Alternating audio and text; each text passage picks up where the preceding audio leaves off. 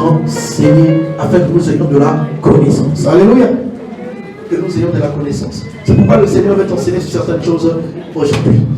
Le Seigneur a permis que nous commençons depuis le vendredi à échanger sur certains sujets.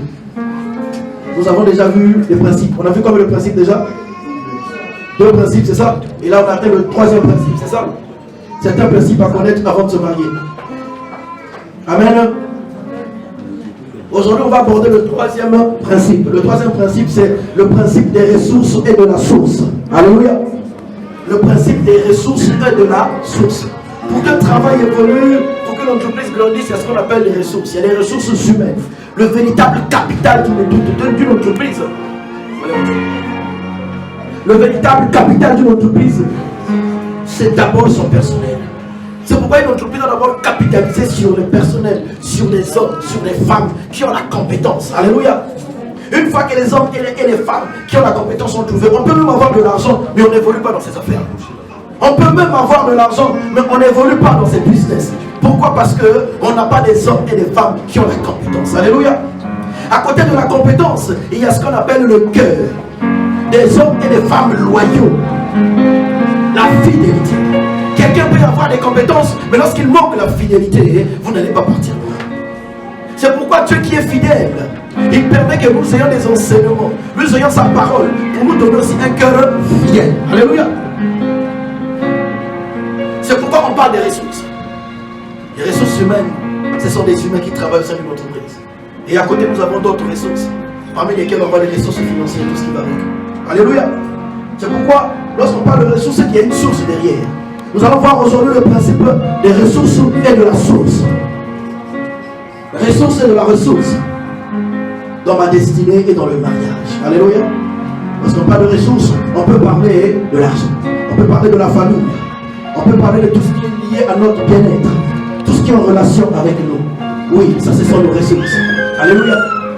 Mais la véritable source qui fait que ces ressources-là vivent et construisent notre vie, c'est Dieu. Toutes les ressources que vous allez avoir doivent être connectées au Seigneur. L'homme que tu dois avoir doit être connecté au Seigneur. La femme que tu dois avoir doit être connectée au Seigneur. Peu importe son argent, ma soeur. Peu importe ses moyens. Ce n'est pas un péché de prier au Seigneur que Dieu vous donne un homme qui a beaucoup d'argent. Ce n'est pas un péché de prier que Dieu vous donne. Parce que vous savez, il y a des gens qui ont tellement galéré dans leur vie. Ils ont vu ce qu'on appelle la pauvreté, le manque. La pauvreté signifie le manque. Et il prie, Seigneur Jésus, j'ai vécu dans une famille où il y avait le manque.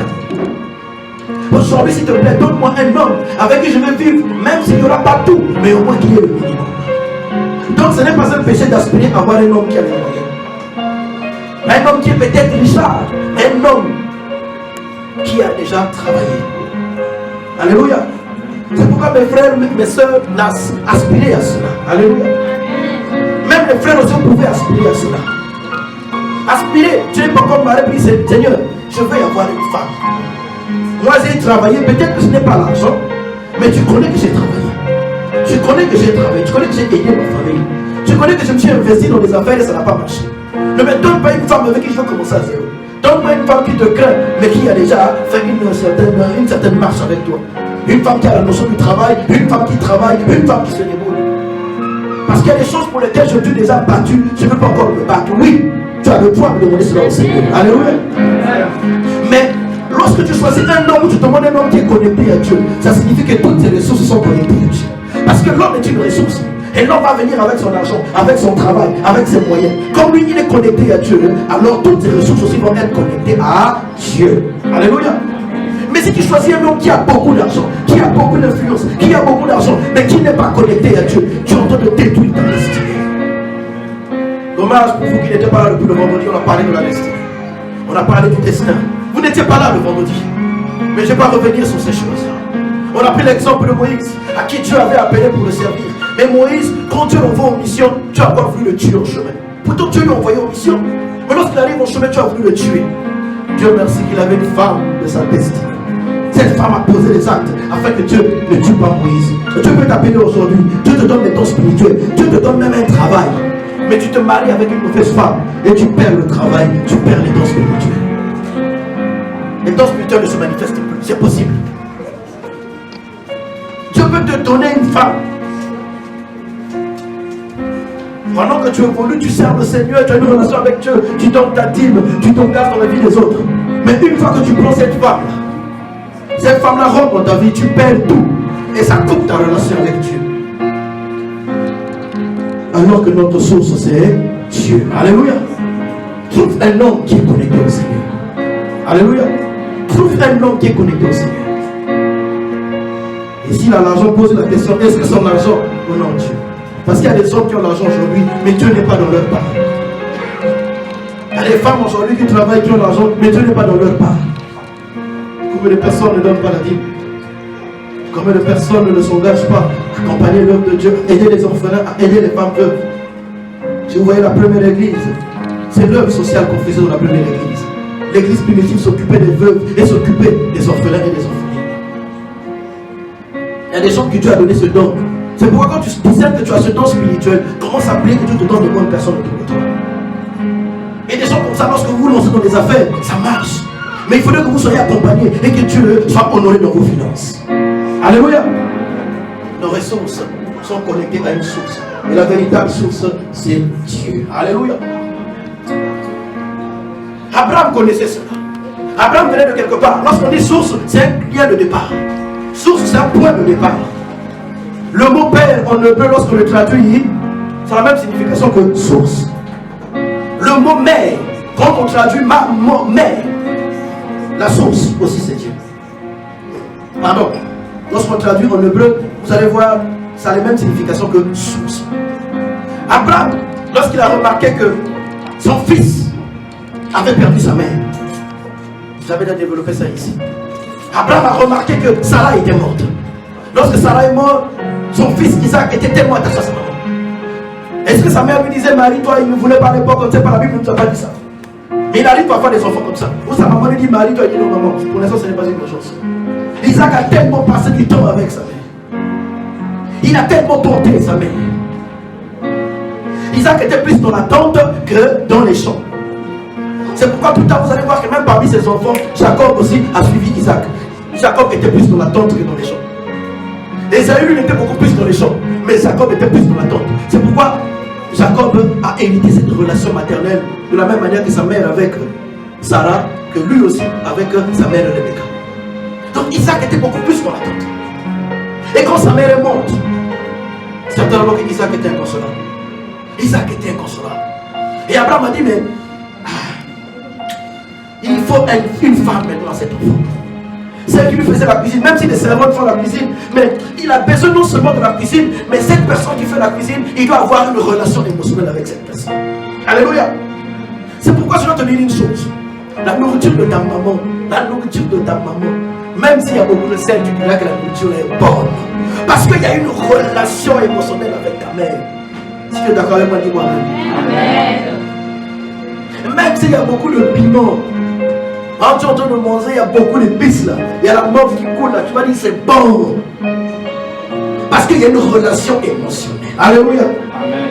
Il y a une relation émotionnelle. Son père s'est rendu compte que l'enfant là, même certainement, il ne peut même pas bien se nourrir. Il ne peut même pas bien manger. C'est vrai que les servantes préparent. C'est vrai qu'il y a la nourriture, mais j'ai comme l'impression que maintenant là, il maigrit trop. Il lui faut quelqu'un dans sa vie. Il lui faut une femme. Il n'a pas besoin de manger la nourriture de n'importe qui, mais la nourriture d'une personne qu'il a dans son cœur. Maintenant que sa mère n'est plus, Isaac doit avoir une femme. Alléluia. Et c'est comme ça qu'il va appeler son serviteur. Lisons maintenant la suite. Genèse chapitre 24, à partir du verset 1 au verset 14. Vous devez en être sûr que la source approuve mes ressources. Alléluia. On continue la lecture. On continue. Au milieu desquels j'habite, mais d'aller dans mon pays et dans ma patrie. Alors on m'a dit quoi? Dans mon pays. Dans ma patrie. En fait, tout ce que tu vas aller chercher doit être identifié à toi-même. Qu'est-ce que quelqu'un a compris ça? Tout ce que tu vas donner à tes enfants doit être identifié à toi-même. Alléluia. Vous savez, quand Dieu a tracé une destinée, restez dans ce que Dieu a tracé. Beaucoup vous avez commencé, mais après, beaucoup s'arrêtent mal. Il y a des promesses parfois que Dieu a données, mais vos enfants ne vont pas monter dedans. Parce que vous-même, vous êtes parti choisir une mauvaise personne. À cause de votre impatience. On ne va pas aborder cette partie aujourd'hui. Peut-être qu'on va repousser cet enseignement-là pour le dimanche prochain. Parce qu'aujourd'hui, on ne va pas tout aborder. Quand Dieu trace une destinée, c'est un chemin. Moi, je passe, mes enfants doivent passer. Regardez ce qui se passe. Lorsque Dieu bénit Abraham, qu'est-ce qui va se passer? Il dit à Abraham, tu passes pour l'Égypte. Et après, par la suite, il arrive, il atterrit à sa terre. Israël aussi, qu'est-ce qui s'est passé?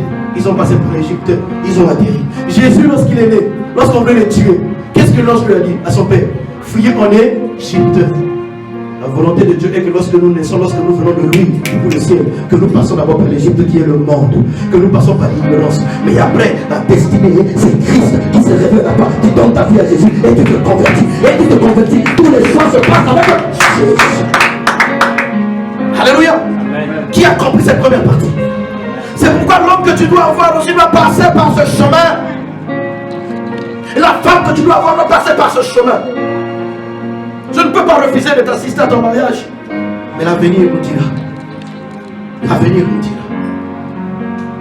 Ne débute pas ton lendemain à cause du choix de la femme ou du mari aujourd'hui. Continuons la lecture. Est-ce que vous voyez le principe des sources et de la ressource? Dans chaque chose, on s'identifie toujours à la source. Moi-même, mon histoire, parce que c'est une source. Alléluia. On continue. Prendre une femme pour mon fils Isaac. Le serviteur lui répondit, peut-être la femme ne voudra-t-elle pas me suivre dans ce pays-ci? Devrais-je mener ton fils dans le pays d'où tu es sorti? Abraham lui dit, garde-toi d'y mener mon fils. Alléluia. Comment? Tu vas prendre une femme pour mon fils. Comment tu vas prendre une femme pour mon fils? Le gars dit, mais attends, c'est ton fils? Moi je ne vais pas aller choisir, pas ton fils. J'emmène ton fils, on va voir les filles, et puis on y va voir, je veux celle-là, je veux choisir. Alors viens, garde-toi, je vais partir avec mon enfant. On va voir ça, c'est un peu bizarre. Attends, c'est lui qui va se marier, mais on va choisir une femme pour lui. Vous savez, Abraham avait tellement confiance en Dieu. Il savait que lorsque son serviteur va partir, le fait que je l'ai fait jurer au nom de l'alliance, sur la partie où j'ai la marque de l'alliance avec Dieu, Dieu va l'accompagner. Les mêmes anges qui se sont révélés à moi, qui m'ont dit ce que je devais faire, et j'ai vu l'éternel Dieu qui pourvoit, le même Dieu aussi pourvoit. Ils sont ceux que mon serviteur parte. Symbole de l'église, de Christ et du Saint-Esprit. Abraham symbolise le Père. Le Fils symbolise Jésus. Et le serviteur symbolise le Saint-Esprit qui va chercher l'épouse. C'est pourquoi le Saint-Esprit va t'accompagner dans tous les champs. Amen. Alléluia. Tu n'as pas besoin de marque, tu n'as pas besoin de connaître. Seigneur, mon mari sera comment? Toi, tu veux quel type de mari? Abraham savait celle que lui voulait pour son fils. Alors quand tu es en connexion, connecté avec le Seigneur, ma soeur, les désirs de Dieu deviendront tes désirs. Parce que tu es connecté à Dieu. Parce que tu es connecté à Dieu, la pensée de Dieu sera tellement investie dans ton cœur que même les choix que tu vas faire, je veux qu'il ait 1m40, 2m40, qu'il soit bon, qu'il soit je ne sais pas comment. Tout ce que tu vas demander parce que tu es connecté au Seigneur, alors ça sera la pensée de Dieu. La source et la ressource. Alléluia. Adam était tellement connecté à la source qu'il ne s'est pas trompé sur les noms des animaux. Et il a donné les noms aux animaux. Alléluia. Source et la ressource. Il n'y a pas une formule. Comment savoir que c'est mon mari? Comment savoir que c'est ma femme? Il n'y a pas une formule. Le véritable principe, si je peux dire, c'est source, ressource. Alléluia. Tout doit s'identifier à Dieu. Ton histoire, ta relation avec Dieu, ce que tu fais avec Dieu et ce que tu vas attirer. Alléluia. Parce que je sers le Seigneur Père, j'attire quelqu'un qui sert le Seigneur. Que tous les hommes qui me claquent, qui ne servent pas le Seigneur, à partir d'aujourd'hui, je chasse ces esprits de séduction, je chasse ces hommes au nom de Jésus. Ils vont me voir, c'est comme s'ils ne m'ont pas vu. Ils vont me voir, c'est comme s'ils ne m'ont pas vu. Les femmes qui ne servent pas le Seigneur, je vais les voir, mais c'est comme si je ne veux pas les voir. Mais le jour que je verrai ceux qui servent le Seigneur comme moi, oh, que mon corps tremble et que le Saint-Esprit mette le son. Amen. Source et ressource. Quelqu'un a compris cette partie? On continue à écouter la lecture. L'Éternel, le Dieu du ciel, qui m'a fait sortir de la maison de mon père et de ma patrie, Oui. qui m'a parlé et qui m'a juré en disant, je donnerai ce pays à ta postérité. Alléluia. Abraham est en train de rassurer le serviteur pour dire, oh, calme-toi, tu n'as pas besoin de partir avec mon fils. Le même Dieu là qui s'est vu hier, qui agit hier, le même Dieu là qui m'a dit, pars. Je ne savais pas où je partais, mais plus que j'avançais, Dieu me donnait la sagesse et l'intelligence de poser les pas. Tout ce que je voulais te dire, avance avec Dieu, serre ton Dieu, ne sois pas paniqué. Même si on dit que l'âge est avancé, la famille fait des pressions, tu vois, les gens parlent, ta génération s'est mariée, mais toi sers le Seigneur. Et même que quelqu'un avec toi au départ, il va te faire la chose avec toi. Oh, et quand le temps va arriver, il te dira stop ma fille, il te dira stop ma fille, stop mon fils. Ne sois pas paniqué. Le serviteur devenait un peu paniqué. Je vais amener l'enfant. Calme-toi. Le Dieu là qui m'a juré quitte. Il m'a pas dit où je partais. Il dit quitte. Quitte ton père, ta mère, quitte. Il avait confiance à la source. Et c'est la source qui donne les ressources. Le mari est une ressource pour que tu arrives, tu avances avec Dieu. La femme est une ressource humaine. Et à travers cette ressource, tu vas voir les enfants aussi qui sont des ressources dans la vision de Dieu. Mais connecte-toi au Seigneur. Est-ce que tu es en train de comprendre ce principe? Est-ce que tu vas l'appliquer?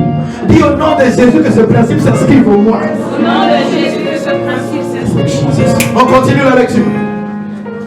Lui-même enverra son ange devant toi. Hey Jesus. Oh my God. Donc ma soeur, arrête de paniquer. Mon mari, est-ce que tu es convaincu que Dieu t'a sauvé? Est-ce que tu es convaincu que Dieu t'a lavé? Est-ce que tu es convaincu que Dieu t'a sorti du péché? Est-ce que tu es convaincu que Dieu te parle?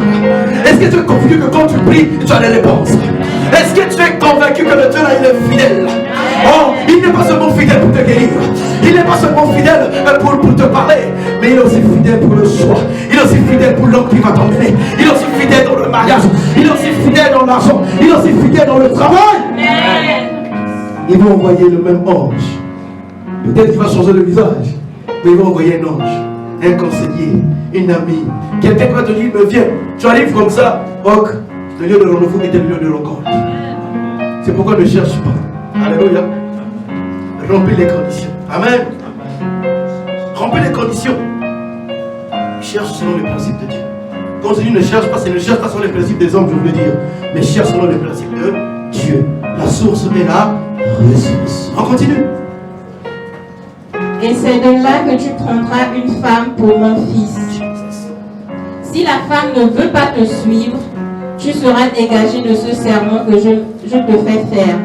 Seulement, si tu n'y mèneras pas mon fils. Le serviteur mit sa main sous la cuisse d'Abraham, son Seigneur, et lui jura d'observer ces choses. Le serviteur prit 10 chameaux parmi les chameaux de son Seigneur. Il partit, ayant à sa disposition tous les biens de son Seigneur. Il se leva et alla en Mésopotamie, à la ville de Nachor. Il fit reposer les chameaux sur leurs genoux, hors de la ville, près d'un puits, au temps du soir, au temps où sortent celles qui vont puiser de l'eau. Hey Jesus, c'est tellement de révélations. Est-ce qu'on aura le temps? Oh my God. Acclame le Seigneur, acclame le Seigneur. Merci Seigneur.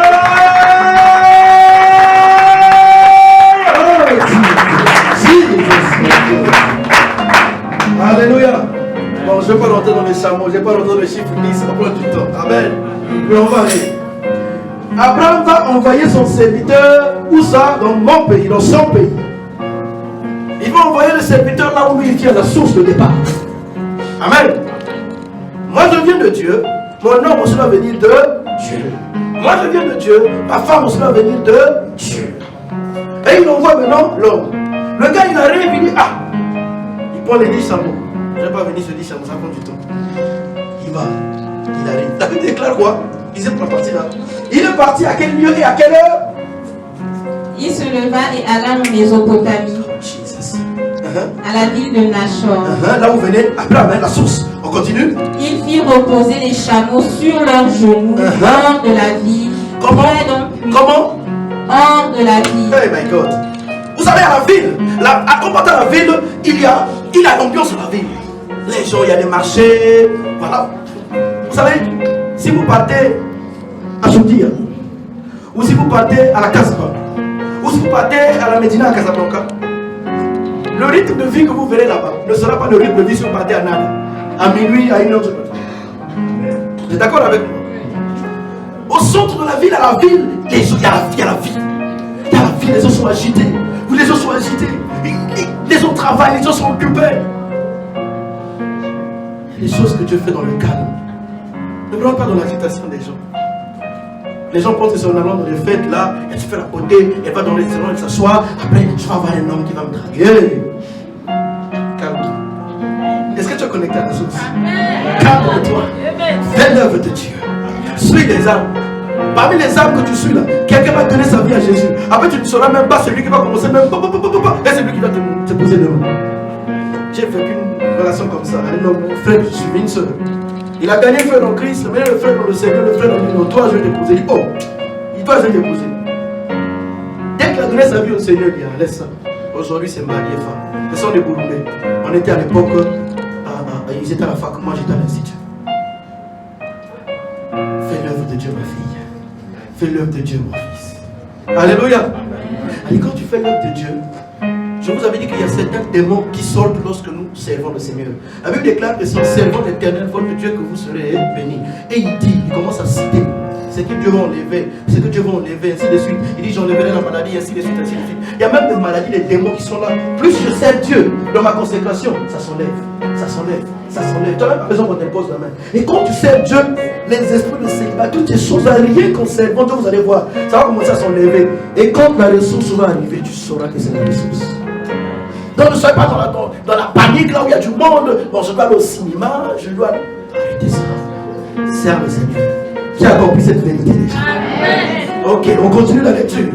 Il dit, un hors de la ville, hein, les gens qui étaient dans la ville, vous allez voir une chose, ils ne prenaient pas la vie dans la ville, ils venaient prendre la vie hors de la ville. Est-ce que vous savez que les grandes villes, là où il y a la ville, la source de tout ce qui nourrit la ville se quitte à l'extérieur? Légumes que vous mangez là, que Casa mange là, ça vient quelque part. Ça vient quelque part. Au Maroc, nous avons une région où il y a des grands champs et beaucoup de cultivateurs. Il y a des cultures qui sont bien spécifiques dans certaines régions au Maroc. Et quand c'est la saison, les gens partent se ravitailler là-bas. Alors lui, il est parti là où les gens venaient se ravitailler. On continue. Au temps du soir. Hey, au temps du soir. Alléluia. On dit Amen pour qu'elles avancent. On acclame le Seigneur pour qu'elles avancent. Amen. Tout ça là, ça nous fait encore quoi? Recours à la source. La Bible déclare que Dieu dit, Dieu créa le ciel et la terre. La terre était informe et vide, n'est-ce pas? Et Dieu dit que la lumière soit, n'est-ce pas? Et Dieu sépara la lumière avec les ténèbres. Il y eut un soir et il y eut un matin, ce fut le premier jour. Dans le langage de Dieu, il n'y a pas la nuit parce que Dieu les a éclairés. Dieu les a éclairés, mais dans le langage de Dieu, il y a le soir. Le soir, c'est un moment où les gens se préparent pour aller dormir. Dans le langage de Dieu, il n'y a pas la nuit. Le soir, c'est un moment où tu dois préparer le lendemain. Le soir, c'est un moment où tu as comme l'impression qu'il n'y a plus de soleil. Je ne sens plus, c'est flou. Le soir, c'est un moment où tu es fatigué. Tu as passé la journée, mais c'est dans le soir quand tu es fatigué. Et dans le soir que le Seigneur opère. Amen. Alléluia. Dans le soir, tu ne vois rien. Dans le soir, tu as comme l'impression que le soleil est à passer à l'horizon. Dans le soir, tu as comme l'impression que, hé, là, ça avance. Hé, qu'est-ce qui se passe? Mais ce que tu ne sais pas, c'est que le Saint-Esprit est en action. Il y a l'ange de l'Éternel qui est en action. Serve le Seigneur. Oh, quand nous sommes toi. Quand nous sommes toi. Jesus. On continue la lecture. Près d'un puits. Au temps où sortent celles qui vont puiser de l'eau. Alléluia. Il est parti au puits au temps où les femmes partaient puiser de l'eau. Le serviteur n'a pas tâtonné. Est-ce que c'est elle? Est-ce que c'est pas elle? Est-ce que... Frère, arrête de draguer tout le monde à l'église. C'est celle-là, non, celle-là. Après tu arrives là, tu te casses la tête. Ah, je me casse la tête là. C'est pourquoi nous on conseille toujours. Quand tu es tombé amoureux ou amoureuse, parle avec le pasteur. Parce que le berger connaît un peu les dossiers de tout le monde. Quand tu vas venir poser là, le gars peut-être la seule est déjà engagée, tu ne sais pas dans le secret. Je me rappelle, ma femme à l'époque, ma fiancée, elle était dans une église. À Brazzaville. Elle quitte Pointe-Noire, elle va à Brazzaville dans une église. C'est une sœur qui servait le Seigneur. Et il y a eu 2 anciens dans cette église qui avaient l'œil sur ma femme. Ils étaient dans l'évangélisation, ils invitaient ma femme. La sœur, ils partaient voir les cellules, les églises, les sortes de quartier, tout ce qui va avec. Le frère, il fait quoi? Il pose son cas. Le frère se fait ridiculiser. L'ancien se fait ridiculiser. Donc vous savez que les femmes, ça parle entre elles. Et à l'époque, la sœur avait aussi sa sœur en Christ. Sa copine, son amie. Il dit, mais regardez l'ancien, il m'a dragué. Mais moi, s'il m'avait dragué, ne tâtonnez pas, ne tirez pas sur tout ce qui bouge, frère. Et oh, tu n'as pas compris, c'est qui est à toi et qui est à toi. Et je prie maintenant au nom de Jésus. Que le ciel s'ouvre. Que celui qui est à toi commence à venir. Que celui qui est à toi commence à remplir les conditions de Dieu. Que celui qui est à toi commence à rentrer dans la saison de la préparation. Au nom de Jésus-Christ de Nazareth. Quand même moi au Maroc, à un moment donné, je n'avais plus la conviction parce que j'étais tombé amoureux d'une autre sœur à l'église. La proximité, là, faites attention, hein. Le fait d'être proche avec un frère, une soeur, vous habitez dans la même maison, ça crée des choses, ça crée. Donc la proximité fait que moi, j'avais fait le regard sur une autre sœur de l'église. Elle prophétisait, tout ce qui va avec. La sœur Flore connaît bien cette histoire. Quand on était ensemble dans le département d'intercession. Et quand j'ai dit à ma fiancée à l'époque, toi et moi c'est fini, hein, tu sais, je suis juste la personne que Dieu a utilisée pour t'emmener dans le Seigneur, pour que tu te consacres. J'ai dit, toi et moi c'est fini. L'apôtre Gaël a appelé ma fiancée au pays. Il a dit, calme-toi, passe cette période un peu d'écoute avec le Seigneur. J'avais manqué 2 fois le visa d'Angleterre, les démarches des États-Unis que j'avais fait n'avaient pas marché. Moi j'avais mon projet. Je vais en Angleterre, je fais l'anglais, je fais l'école du ministère, j'ai mon diplôme d'ingénieur, je crée mes logiciels, et voilà, je deviens homme d'affaires, et ainsi de suite, et je prêche l'évangile comme évangéliste. C'est bien tous ces rêves, mais c'est les desseins de Dieu qui vont s'accomplir. Vous êtes venus si nombreux au Maroc pour traverser. Il y a ceux qui vont partir, mais il y a ceux qui vont vous garder ici, un petit frein. Pour les autres, ce sera un grand frein. Mais ce qui compte, c'est les desseins de Dieu. Alléluia. Et moi, je faisais les calculs, je dis, oh, pour une femme qui va encore, parce que ma femme, elle n'avait jamais repris à l'école. Arrivée au bac, elle a manqué 5 fois le bac. Pourtant, elle était très intelligente, les gars. L'opposition. Quand le diable se fait que derrière une bénédiction, il va tout bloquer. Moi je disais, je vais encore attendre une femme qui va encore faire le cycle. Moi je suis fatigué, moi j'ai fini les études, je vois une femme qui a fini et puis on commence la vie. Alors que j'avais déjà donné une promesse et que Dieu avait déjà approuvé. Elle était convaincue que Bac c'est mon mari, pasteur, je sais. Bac c'est mon mari. Elle savait parce qu'elle était connectée à la source. Elle priait. Un jour, moi, je priais, Dieu me parle, mais je n'arrivais pas à accepter. Et je pleurais dans la présence. Je dis, Seigneur, je suis déjà amoureux du Seigneur. Anaïque, je ne suis plus amoureux, Seigneur. S'il te plaît, remets l'amour de mon cœur si c'est elle.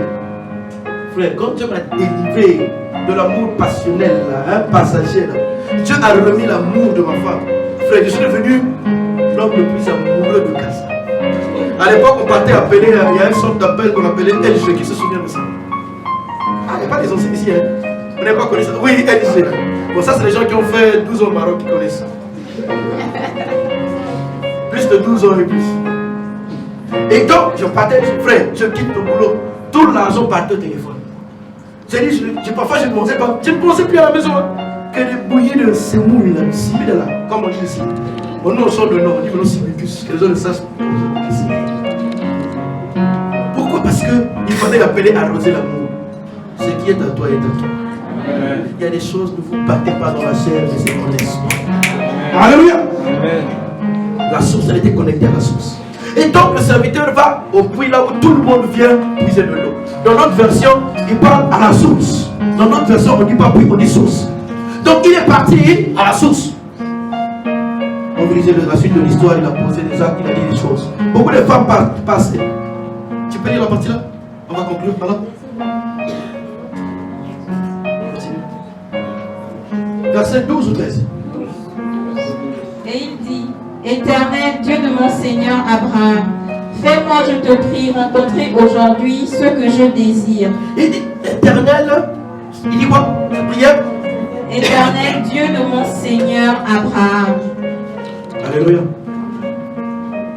En fait, c'est Dieu qui paye, c'est la source de Jésus. C'est pourquoi quand tu es connecté avec la source, ne sois pas troublé. Et tu pries Dieu, tu sens que ça ne marche pas. Prends cette prière. récite ce verset. Dis, répète la parole. Il dit, Éternel, Dieu de mon Seigneur, Dieu de mon Abraham. Seigneur Abraham, fais-moi rencontrer maintenant l'homme de ma vie. Amen. Parce que la Bible déclare que nous sommes la descendance d'Abraham parce que nous avons hérité la foi à Abraham. Tu peux faire cette prière à partir d'aujourd'hui. Commence à faire cette prière matin, midi, soir. Je le prie jusqu'à la fin de l'année. Tu viendras me donner le témoignage. Amen. Amen. Alléluia. On continue. Et use de bonté envers mon Seigneur Abraham. Voici, je me tiens. Toi, tu vas dire, use de bonté envers moi. On continue. Voici, je me tiens près de la source d'eau. Et Ah, les filles là il précise. Près de la source d'eau. Et alléluia. L'eau c'est la parole. L'eau c'est le Saint-Esprit. Amen. La femme samaritaine est partie puiser de l'eau. Et Jésus lui a dit, oh, si tu bois de cette eau, tu auras encore soif. Mais si tu bois de l'eau que moi je te donne, tu n'auras plus soif. Combien de gens, à cause du soif d'eau, à cause du manque, vous êtes passé longtemps dans les relations, mais vous n'êtes toujours pas rassasié. Vous sortez, vous rentrez, vous sortez, vous rentrez, vous sortez, vous rentrez. Mais quand tu bois l'eau de vie, oh, il te donnera un homme par qui le Saint-Esprit coule. Et la Bible déclare que tous ceux qui boiront Jésus, les fleuves d'eau vivent vont couler en leur sein. Trouve une femme dans les fleuves d'eau vive coule, un homme dans les fleuves vive coule. Et alors, tu n'auras plus jamais soif. Même si il y a le manque, mais dans le Seigneur, il te dira, ma chérie, souviens-toi de ce que Dieu nous a dit. Nous allons arriver là où Dieu veut qu'on arrive. À un moment donné, ça m'a dit, ils vont aussi être découragés. Je vois l'église, j'ai comme l'impression que l'église n'avance pas. Aujourd'hui, j'ai passé à 2 cultes, 3 cultes, mais mon programme au travail ne me permet pas. Je me bats. Je vois à un moment donné, j'ai dit, mais Seigneur, ma femme me dit deux choses. Chérie, calme-toi, souviens-toi de ce que Dieu nous a dit. Et quand elle me dit, elle me réconforte, je me lève, je dis bon, je vais encore aller au boulot. Et à un moment donné, j'ai envie de laisser mon boulot parce que je veux servir le Seigneur. Mais elle me réveille, elle me parle, et c'est le Seigneur qui me parle. Et là où j'avais le manque de confiance, le manque d'interrogation, une simple parole de ma chérie à l'oreille, oh, ça me réconforte. Tu as besoin de tu as besoin d'une telle femme parce que quand le temps de manque va arriver, l'eau vive va couler au sens. Et c'est ça la source, parce qu'elle est connectée à la source, elle est la ressource qui répond à tes besoins. Alléluia. Amen. On continue la lecture. Et les filles des gens de la ville vont sortir pour puiser de l'eau. Que la jeune fille à laquelle je dirai, penche ta cruche, je te prie pour que je boive, et qui répondra, bois, je donnerai aussi à boire à tes chameaux, soit celle que tu as destinée à ton serviteur Isaac. Une prière inspirée. Une prière inspirée. C'est pourquoi vous savez, même quand vous demandez des signes à Dieu, de l'homme ou comment il va être, soyez d'abord dans l'adoration. J'adore. À un moment donné, commencez maintenant à prier. Commencez maintenant à demander. Dieu va commencer à mettre des paroles. Tu vas commencer à mettre des paroles et c'est moi qui ai dit ça, c'est moi qui ai dit cette prière. Est-ce que cela vous est déjà arrivé? Tu viens de prier, tu dis, ah, c'est moi qui ai fait cette prière. Tu ne crois même pas à la prière que tu as faite. Alléluia. Amen. Une prière inspirée. Et il a demandé que la femme à qui je vais demander de l'eau, qui va dire, écoute, je vais aussi donner à tes chameaux. Il avait 10 chameaux. Vous savez, un chameau quand il boit l'eau, c'est combien de litres? Combien de litres quand un chameau boit l'eau? Bon, la femme vient venir puiser, vient puiser avec quelle cruche. Elle ne va pas avoir une grosse cruche comme ça. Elle a des petites cruches comme ça. Ça ne peut même pas faire 50 litres. Ou peut-être 100 litres. Mais imagine 10 chameaux. Elle va, elle puise. Elle vient, elle donne. Elle va, elle puise. Quel cœur. Cherche une femme qui a le cœur humble. Le cœur de serviteur, servante. Alléluia. Un homme qui a le cœur de serviteur. Un homme qui va te servir. Oh Jesus. Un homme qui protège. Un homme qui professe la foi. Parce que la femme, elle a besoin de la protection, elle a besoin de la profession, elle a besoin de la provision. Mais toutes les professions, les provisions, tout ça, ça vient de la source qui est Dieu Tout-Puissant. Amen. Amen. On continue. Et par là, je connaîtrai que tu uses de bonté envers mon Seigneur. Alléluia, on va s'arrêter là. Et donc, voilà ce qu'il a demandé au Seigneur. Et c'est sûr que beaucoup de femmes sont passées, il a demandé quoi? Moi, tu veux que moi je te puisse pour toi et pour tes chameaux? Là, je n'ai pas fait ça. Mais il y a une femme qui est venue qui a dit, ah bon, c'est pas grave, je vais quand même l'aider. Elle l'a fait. Alléluia. Vous savez, à un moment parfois, peut-être que Rebecca aussi était fatiguée, hein? Mais tu sais, quand tu es dans ta destinée, même quand tu es fatigué, Dieu te donne l'onction que tu n'as même pas demandé. Amen. Tu arrives à un endroit où on te dit, bon, on va t'interviewer, tu vas répondre. Je veux dire quoi? Mais comme tu es dans ta saison, dès que tu prends le micro là, il y a un manteau qui t'enveloppe. Et tu ne sais pas, qu'est-ce que j'ai dit? Ça marchait, parce que tu étais dans ta saison, tu étais disposé. C'est pourquoi je vous dis, soyez dans votre saison. Que tu fasses maquillage ou pas maquillage, que tu mettes les mèches ou pas les mèches. Je ne sais pas comment tu seras, mais ce jour-là, quand il va te voir, oh my God! Parfumé ou pas parfumé là, c'est-à-dire que le parfum de ta sueur là, ça va devenir le parfum divin. Aujourd'hui, vous faites tellement de make-up. Tu vois la soeur, tu vois la photo, tu ne la reconnais même pas que c'est elle. C'est la vérité. Et vous la voyez mettre des faux ongles, des faux cils, des faux cheveux. Ça dit tout est faux. On va poser.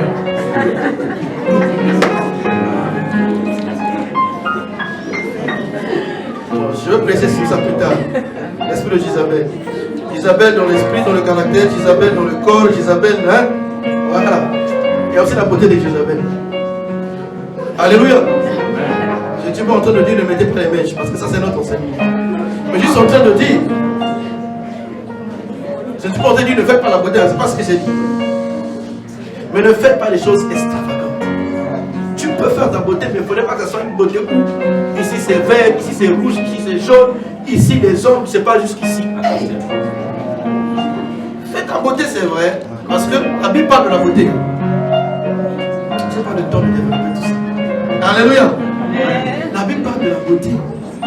La Bible dit, mais est-ce qu'une jeune fille peut sortir sans ses parures? Côté des parures, c'est quoi? Chaînettes, bijoux, c'est des parures. Comme une jeune fille ne sort pas comme son parure, sans ses parures. Les jeunes filles, c'est des filles qui sont en âge de se. Alléluia. Amen. Mais il y a des parures quand même, lorsqu'on a se marier, il y a des parures quand même lorsqu'on est déjà marié. C'est la Bible qui le dit, c'est pas le temps de rentrer tout le temps. Alléluia. Amen. C'est pourquoi faites votre côté pour être propre. Alléluia. Faites-vous pour vous sentir à l'aise. Alléluia. Mais ne le faites pas pour attirer les regards. C'est quand ça devient trop extravagant, c'est pour attirer les regards. Tu mets une jupe jusqu'ici. Ou tu mets une robe, mais tu es conscient que ta robe est transparente. La robe est transparente, tu mets quand même un petit truc en bas ici, et la robe jusqu'ici c'est transparent. Mais tu ne sais pas que une femme qui est habillée comme ça est même plus séduisante que celle qui a mis. Parce qu'une femme qui a mis une longue jupe transparente avec un truc en bas noir ici qui est transparent, le gars il va vouloir connaître, mais quel est ce qui le sou qu'elle a mis en bas. Ne faites pas ça pour attirer. Faites ta beauté pour te sentir à l'aise. Tu aimes t'habiller, voilà, pas pour attirer l'attention. Alléluia. Voilà. Et laisse-te faire les choses. Alléluia. Amen. On a fini cette première partie. Sources et ressources. C'était quel principe? Troisième principe. Amen. Amen. En fait, dans le... On va voir une deuxième vérité. Genèse chapitre 4, le verset 14. Ça nous dit quoi?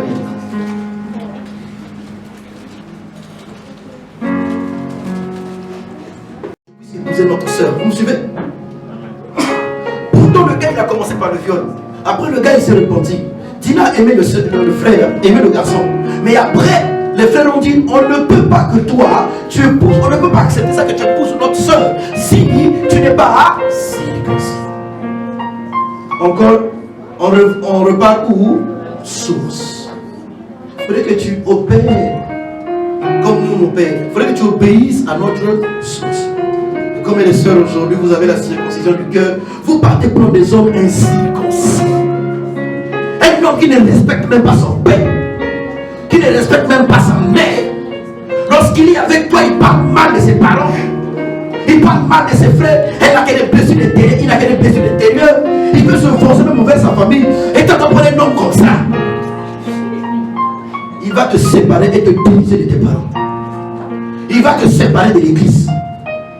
Mais je te dis, après il va dire que votre pasteur là il est méchant, à quitter cette église. Le cœur n'est pas circoncis. Ça revient encore au principe source des ressources. Tu dois être la ressource, mais qui sont de notre source. Tu dois avoir la marque de l'alliance. Qui accomplit ce premier principe. Et donc, Il n'y a pas mariage sans ressemblance. C'est l'alliance la plus forte dans le domaine de la vie. Il faudrait que tu nous ressembles. Pour que tu nous ressembles, tu dois rentrer dans mon alliance. Alors, marie-toi avec quelqu'un qui est dans ton alliance. Ton alliance est l'alliance avec Dieu par Jésus-Christ de Nazareth qui t'a donné le Saint-Esprit. Acclame le Seigneur.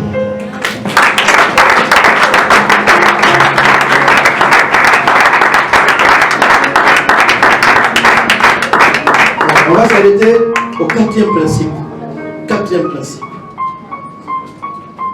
Il y avait des choses que je voulais dire aujourd'hui, mais bon, on n'a plus le temps.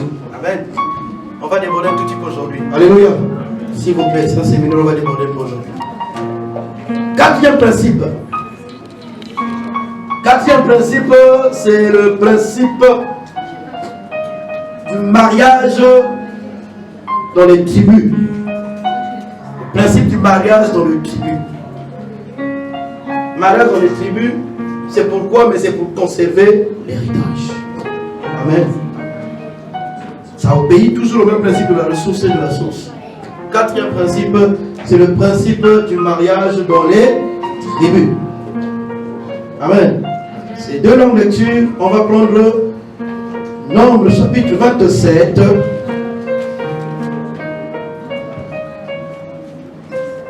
Nombre chapitre 27. À partir du verset 1 au verset 11. Je tiens juste à signaler que Israël avait 12 tribus. Il y avait 2 demi-tribus qui étaient les tribus de Joseph. Joseph n'avait pas de tribu. Et donc, ses enfants, Manassé et Ephraïm, étaient des demi-tribus qui constituaient tribu d'Israël. Et chaque tribu avait son héritage. Chaque tribu avait une prophétie. Quand vous lisez la parole, vous allez vous rendre compte que Jacob, lorsque le temps de mourir est arrivé, il a dit, bon, je vais prophétiser sur tous mes enfants. Et Jacob a pris le temps de prophétiser sur tous ses enfants. Il a dit des choses. Et le jour où il prophétisait sur ses enfants, au lieu de prophétiser sur Joseph, il a pris en adoption les fils de Joseph, Ephraïm et Manassé. Alléluia. Maintenant, nous allons voir un peu ce qui s'est passé dans la tribu de Manassé. Lisons l'histoire. Écoutons la parole de Dieu.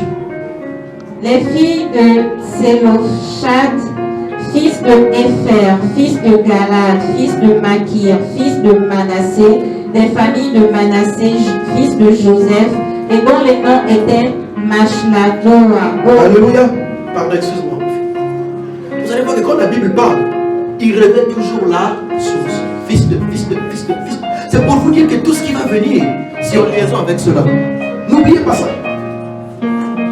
C'est pourquoi ne va pas accepter un homme sans connaître son histoire. Pose la question, est-ce que tu es passé par l'Égypte comme moi? Est-ce que tu as traversé la mer Rouge comme moi? Parce que si tu n'as pas encore vécu la main de Dieu dans le désert, quand on va rentrer dans le foyer, quand le désert va arriver, il est capable de te laisser. Je vous dis, hein, il y a des couples comme ça, moi je connais. Une bonne histoire, un couple qui a galéré ensemble. La galère était tellement arrivée à un niveau où le gars il bossait avec la fille d'eux dans son boulot. Comme la fille d'eux est tombée amoureux, un homme politique très influent dans son pays. Mais comme sa fille était amoureuse, le gars il a créé un divorce pour épouser la fille d'eux. Parce que la fille d'eux, il avait tous les moyens. C'est dans le temps de la galère. Il n'y a pas que les femmes qui quittent les hommes. Il y a aussi des hommes qui créent des histoires à les laissent la femme de sa jeunesse. Parce que je galère trop avec elle. Je suis beau gosse, je suis bien habillé, bon. J'ai même le carrosse. Mais quand tu n'as pas su économiser pour acheter une voiture, tu as pas une fille qui a déjà une voiture. Et tu laisses. Faites très attention. Prends quelqu'un qui est passé par l'Égypte. Parce qu'il connaît le désert. Quand vous allez vivre le désert dans la maison, vous allez vous asseoir pour prier, pour jeûner. Quelle est ton histoire? Ah, tu viens de cette famille, ah, je comprends pourquoi dans cette famille. Voilà la prophétie qui est sur eux. On va prier. Alléluia. Qui accomplit ce principe? Toujours source et.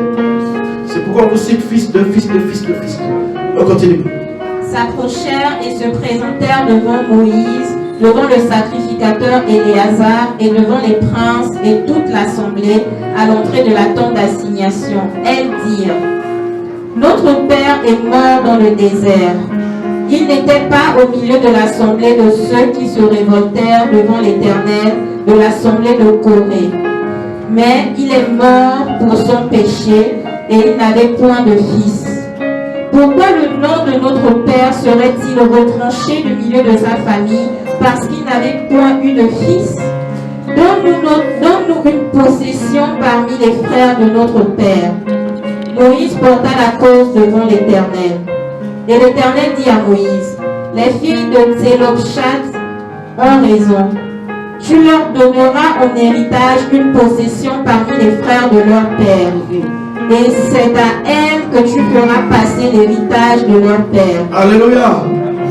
Le même Dieu qui avait dit que l'héritage, c'est les hommes qui prennent l'héritage. Parce que les femmes vont se marier. Les femmes vont partager leur héritage avec leur mari. Suivez bien, le même Dieu. Les filles de Tsélophshat, leur papa était mort. Il n'avait que des filles. Et il n'avait que des filles. Papa est mort. Quand papa est mort, donc leur héritage devait partir à leurs oncles. Les filles ont dit non. Ils sont allés voir Moïse. Moïse, est-ce que tu ne peux pas demander au Seigneur? Parce que ce n'est pas normal. Notre père est mort, il n'a pas commis le péché. Notre père est mort, il n'a pas été rebelle à Dieu. Mais comment se fait-il que notre héritage va partir chez nos oncles? Mais nous sommes quand même son sang. Moïse a dit, on fait des sérieux. Je vais prier. Moïse va aller prier Dieu. Écoutez ce que je vais lui dire. Que les filles de Tsélophshat ont raison. Prends l'héritage de leur père, tu vas leur donner ça. C'est le mystère de la grâce. Là où dans la loi on ne comptait pas la femme. Mais quand la grâce arrive, la Bible déclare qu'il n'y a ni femme ni homme. C'est pourquoi une femme peut être remplie de Saint-Esprit, prophétiser, prêcher, libérer la parole. C'est son révélation. C'est pourquoi nous croyons au ministère de la femme. Alléluia. Et donc, toi tu crois au ministère de la femme dans cette église, tu vas même épouser un homme qui ne croit pas au ministère de la femme. Mais il va te tuer. Toi tu crois que Dieu t'appelait évangéliste. Tu crois que Dieu t'appelle à faire les nations. Tu crois que Dieu t'appelle un jour enseigner. Parce que tu es une soeur en qui tu as choisi de déposer la peine. Parce que tu as une héritage qui te revient dans la grâce. Et tu veux épouser un gars qui est super spirituel, mais ignorant. Qui est super spirituel, mais fermé. Et ça va te détruire ta destinée. Alléluia. Au départ, quand le pasteur il prie, Dieu va même montrer en songe, vos visions là. Vos songes, à partir d'aujourd'hui, ne me ramenez pas les visions et les songes. J'ai fait beaucoup d'erreurs, même en vous conseillant vous-même avec vos visions. Dieu m'a dit, ok, comme Dieu t'a dit, vas-y. Mais je me rends compte que quand tu vois, je me rends compte que dans ta vision, elle a été fausse. À partir d'aujourd'hui, je suis devenu dur dans ces histoires. On a des gens qui choisissent un raccourci. Comme le vieux père ne veut pas, je chante. C'est pas grave. Alléluia. Amen. Tu as un appel et tu vas épouser un homme qui ne croit pas l'appel de la femme. Parce qu'il a l'argent, parce qu'il va t'aider, parce que bon voilà. Mais te mettre ta destinée là, ça va s'éteindre. On continue la lecture. Tu parleras aux enfants d'Israël et tu diras: Lorsqu'un homme mourra sans laisser de fils, vous ferez passer son héritage à sa fille. Oh my God, les filles de Tsélophshat ont prié, tu as changé la loi. Amen. C'est pas vous devez comprendre. Il y a des révélations que Dieu va vous donner, c'est une révélation de durée une saison. Il y a des choses que Dieu va faire avec vous, c'est pas toute la vie, c'est une saison. Vous marchez avec des rêves et des choses que vous avez fait depuis 2000, 2012, 2015, 2017. Réveille-toi, mon Dieu, nous sommes en 2019 et tu vas préparer 2020. Les promesses, les rêves, les révélations, c'est bon. Alléluia. Alléluia. Ce qui ne va pas changer, c'est que Jésus, le Fils de Dieu, il est mort ressuscité, assis à la droite du Père d'intercède. Mais tu vas comprendre que l'homme sur la terre, il évolue. Donc il y a des choses, même Jésus a dit aux disciples que je ne peux pas vous le dire maintenant. Attendez d'abord quand vous allez grandir. Parce qu'il y a des choses sur vous maintenant, ça va vous casser, ça va vous brusquer. Imaginez un enfant qui vient d'être, qui a été adopté. À partir de 7 ans, vous lui dites que mais tu sais, moi je ne dis pas ta maman, ton papa, nous sommes adoptés. À 7 ans, est-ce que l'enfant peut garder peut vivre bien avec cette information? Ou à 5 ans? Que tu vois, ça ce sont nos enfants, mais toi, on t'a adopté. Tu n'as pas de notre sang. Est-ce que c'est une information qui va construire l'enfant? Non. Ça n'a pas une influence sur construire l'enfant. Et pourquoi Dieu permet que tu grandisses. À un moment donné, même quand tu as accueilli Abraham, Adam il était seul. Il dort, il se réveille. Il dort, il se réveille. Il dort, il se réveille. À un moment donné, il se sentait qu'il était toujours seul. Il a dormi et Dieu a fait le miracle. Et lorsqu'il s'est réveillé, il a dit, cette fois-ci, je suis réveillé, je dors, je ne rêve pas, c'est vrai. Parce que dans sa tête, il rêvait. Dans sa tête, il rêvait. Il a dit, cette fois-ci, voici l'eau de maison. Amen. Donc, quand vous vous mariez, ne vous le referez pas trop à vos pères. Ils n'avaient pas la révélation que vous avez vous aujourd'hui. Ils ne savaient pas la révélation que nous avons nous. C'est pas parce que ton pasteur à toi, il s'est marié, il a juste donné la dot, et toi je te dis que ça s'arrête là. Mais il n'avait pas la révélation que toi tu as. La Bible déclare que lui, il a dit à Daniel, celles ces paroles, au dernier temps, la connaissance accordera. Amen. Donc nous sommes au temps où la connaissance est en train de grandir. C'est pourquoi nos pères ont fait des erreurs d'épouser les femmes avec la dot et presser l'évangile sans avoir l'acte de mariage, sans avoir la bénédiction nuptiale. Ils ont considéré leurs femmes comme des femmes. Mais quand on rentre dans la révélation profonde du mariage, en fait, ils étaient fiancés. Je vous dis, ils étaient fiancés. Ils ont officialisé au niveau de la famille, mais sur la terre, ils n'étaient pas encore reconnus. Pour que la terre vous reconnaisse, vous devez honorer. Les autorités de la famille ont été reconnues, les autorités de la terre. Et après maintenant, c'est l'église, la famille en Christ qui vous bénit. Alléluia. Ça évolue. Mais les gens restent toujours sur l'ancien. Dieu a dit les femmes pas d'héritage. Alléluia. Il y a des choses qui vont grandir. La société, plus on grandit, les personnes qui avec, Dieu vous donne maintenant la seconde partie de la révélation. C'est pourquoi vivre dans la famille est une révélation qui grandit. Si vous ne comprenez pas ça, vous allez figer votre famille.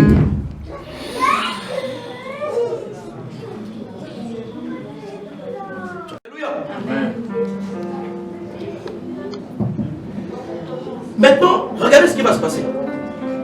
Le même Dieu qui a dit, regardez bien, il ne pose aucune condition. Cette affaire-là,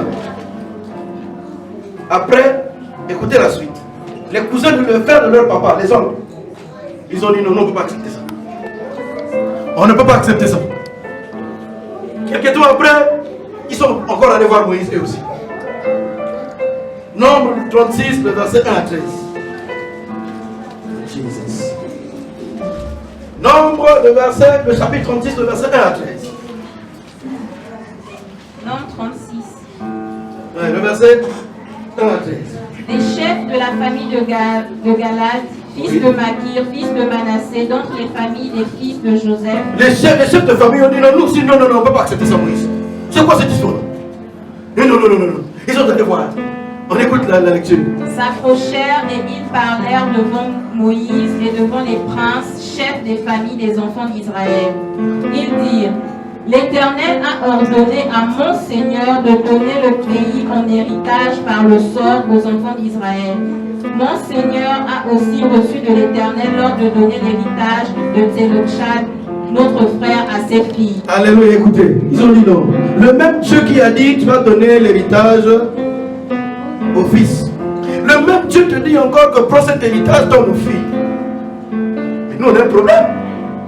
Dieu le Seigneur, vous savez. Oh Seigneur. Dieu il est merveilleux. Dieu ne condamne pas. Dieu c'est un Dieu juste. Même si tu ne comprends pas, nous ne comprenons pas la justice de Dieu aujourd'hui. Appliquons la parole, on va comprendre ces jours. Tu peux te dire que je n'ai pas raison. Mais en fait, tu as raison. Tu peux te dire que j'ai raison, mais tu n'as pas raison. Mais laisse Dieu te dire que tu as raison. Alléluia. Dieu a dit à Moïse, les filles de Télotchad ont raison. Si vous venons la suite. Si elles se marient à l'un des fils d'une autre tribu des enfants d'Israël, leur héritage sera retranché de l'héritage de nos pères et ajouté à celui de la tribu à laquelle elles appartiendront. Alléluia. Suivez maintenant. Chaque tribu avait un héritage. C'est notre Dieu à tous. Dieu nous a tous donné des héritages. Mais il a donné un héritage spécifique à cette tribu. Et chaque tribu devait garder, entretenir l'héritage que le Seigneur lui a donné. Dis à ton bien-aimé à côté de toi que tu as un héritage à conserver. Tu as un héritage à multiplier. Oh my God.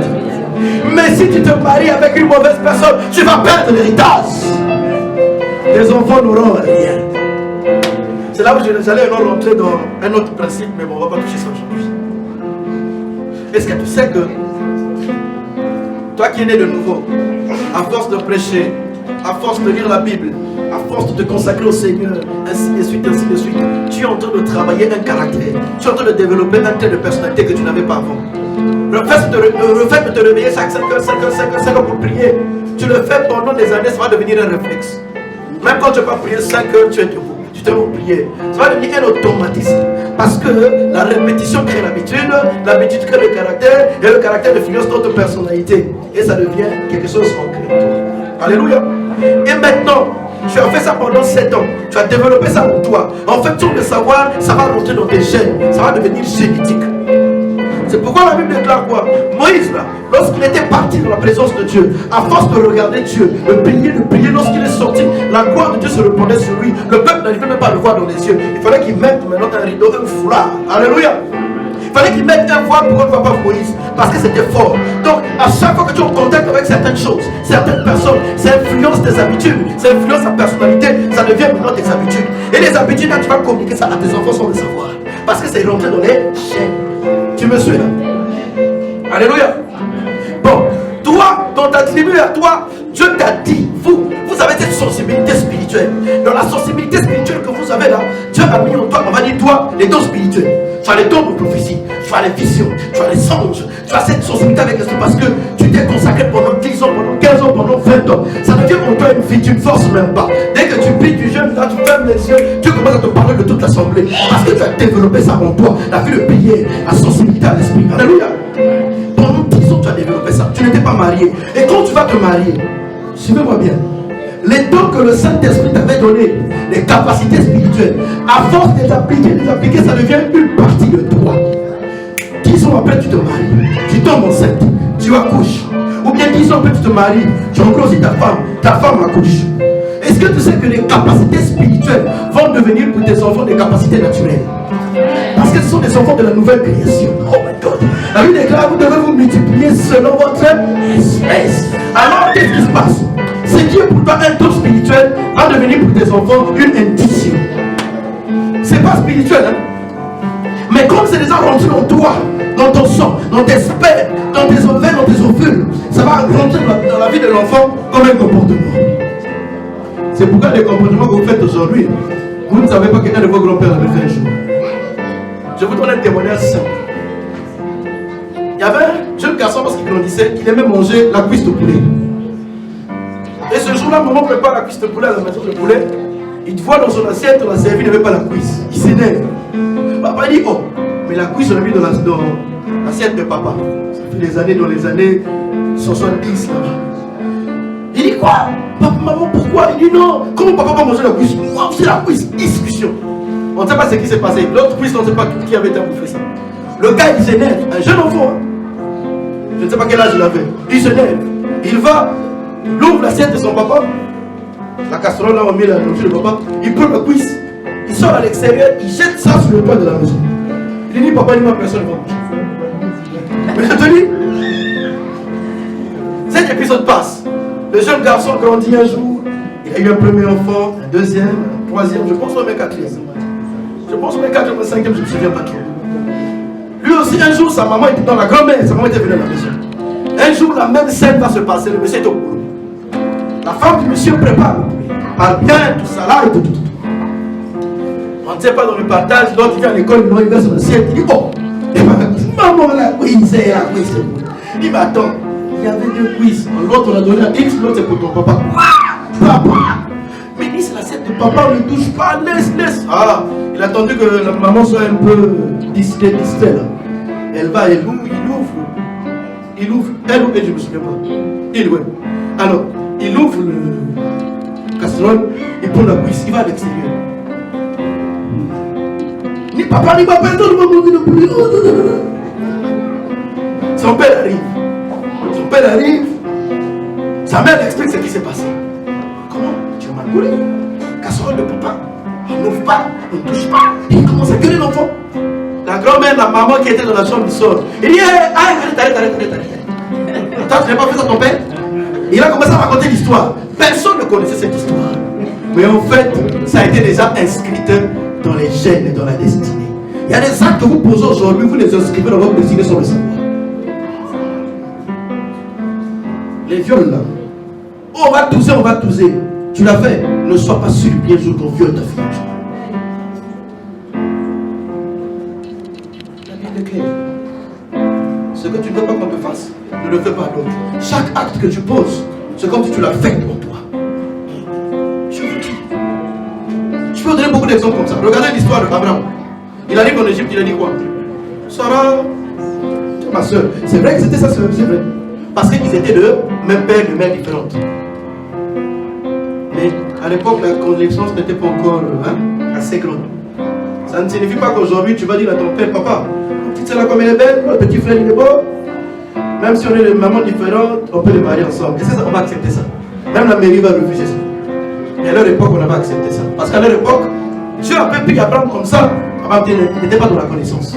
Maintenant, nous, comme on a eu la connaissance, prions pour marcher avec le Saint-Esprit. Alléluia. Donc, Abraham va dire, c'est ma soeur. Un jour, Isaac aussi va faire la même chose. Abraham, on peut justifier. On peut dire qu'évidemment, c'était sa soeur. Mais Isaac va dire quoi, Rebecca? C'est ma soeur. Est-ce que c'est vrai? C'était inscrit dans les gènes. Il y a des endroits, il y a des épisodes de ta vie où tu as eu peur. Parce que tu ne sais pas, ta mère aussi a eu peur. Et c'est de ça qu'on parle des liens. Vous me suivez là? L'héritage, c'est un lien. Maman, papa, Donc quand tu nais de nouveau, tu dois couper ces sales héritages. Et maintenant, construire ton héritage avec Christ.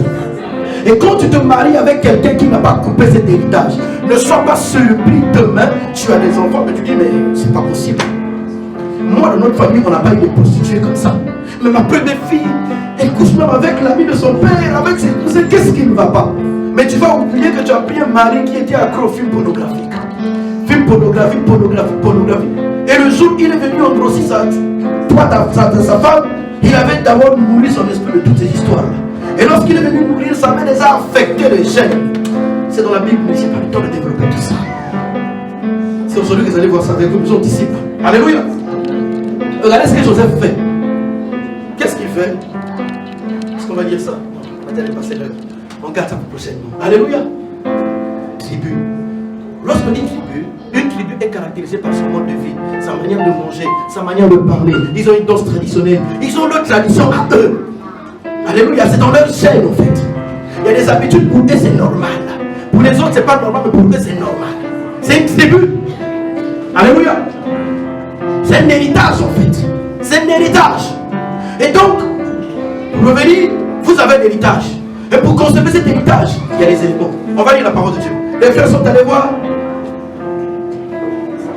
Si elle se marie à l'un des fils d'une autre tribu des enfants d'Israël, leur héritage sera retranché de l'héritage de nos pères et ajouté à celui de la tribu à laquelle elles appartiendront. Ainsi sera diminué l'héritage qui nous est échu par le sort. Il dit, mais attends, Dieu avait donné l'héritage. Si nos enfants se marient avec d'autres tribus, donc ça signifie que les filles de Tab là, ils vont prendre une partie de notre héritage, vont partir avec. Et nous, on va perdre. Mais Seigneur, comment il peut faire des choses comme ça? Écoutez la suite.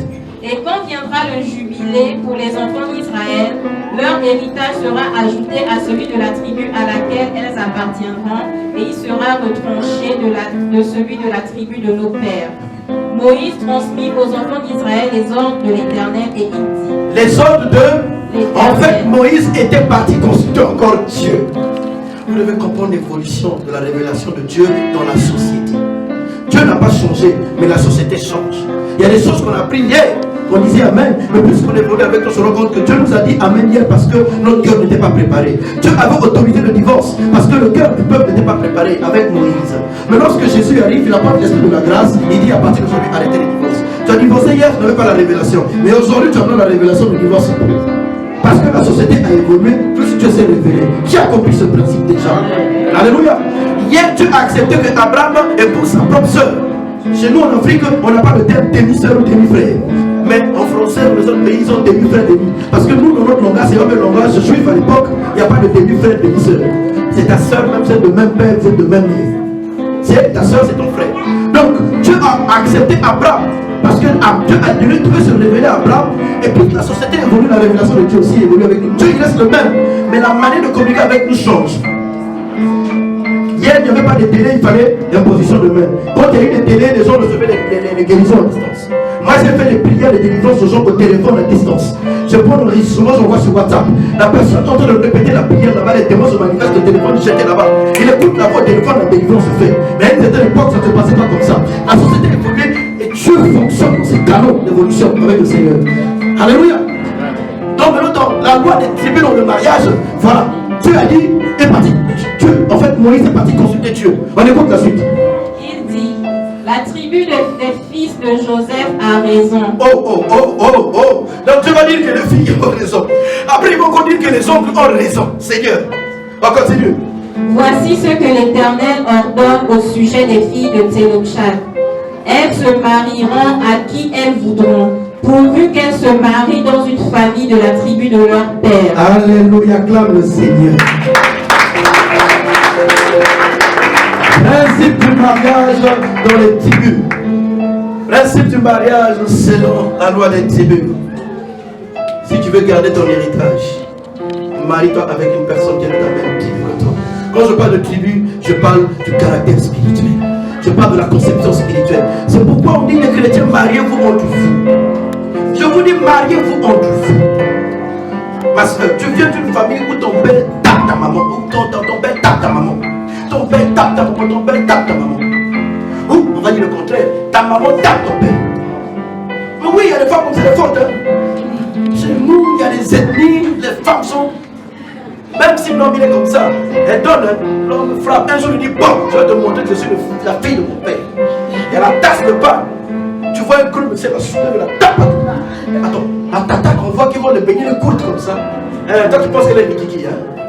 Ah! Mais, oui! Bon, imagine tu connais dans un foyer comme ça. Là, en fait, la soeur, tu vois chaque fois comment est-ce que ta mère manque de l'espoir ton père. Frappe ton père, frappe ton père. Ce sont des secrets de famille, ça ne sort pas à l'extérieur. Ils ferment la maison, vous écoutez ce qu'on a là-bas. Ouais, vous ne savez pas ce qui se passe.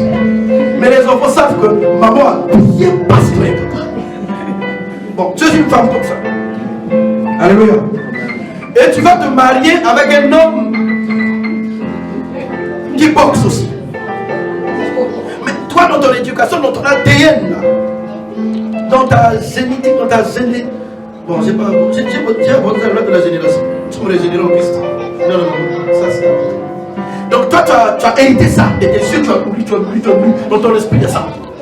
Tu arrives, un jour, ton mari te fait un petit gifle. D'accord, j'accepte. Tu te dis, hey. Tu reproduis maintenant la même chose. Et tu vas voir. Peut-être que ton papa, il supportait parce qu'il aimait tellement ta mère. Mais le gars là, tu n'es pas sa première fille, il a première copine. Ah oui, tu n'es pas sa première chérie. Il va dire, quoi? Voilà. Jamais j'accepte pas. Rentre chez toi. Divorce. Oh, cette femme, elle frappe les hommes. Divorce. Parce que la destinée a été corrompue. Alléluia. Maintenant, imagine, tu es dans le Seigneur. Tu vas te marier avec un homme aussi qui est dans le Seigneur. Même si on se marie dans le Seigneur, mais nos caractères sont toujours là. Un jour, quelque chose à la maison, tu t'énerves, monsieur te regarde. Il te rappelle la parole de Dieu. Ça peut même arriver que tu le frappes. Hein? Les enfants ne savent pas dans la chambre là-bas. J'ai dit, hey, rombo femme. Les enfants ne savent pas. Ça va régler ça à la miable. Et ton homme te fait s'asseoir pour dire, mais toi la force, tu as eu là, c'est démoniaque. J'ai pas compris comment tu me suis, tu me qu'est-ce que c'est? Et tu racontes à ton mari qu'évidemment, tu sais, moi, maman, comme ton mari dans la prière, on doit régler ça. Comme tu es en Christ, tu es dans la tribu de Christ. Et ton mari avec un mari qui est dans la tribu de Christ. Dans votre temps de faiblesse, il ne va pas t'exposer parce que Christ lui demande de te protéger. La Bible lui demande de veiller sur toi. Alléluia. Parce qu'il veille sur toi, il va t'aider pour que tu reçoives la délivrance. Alléluia.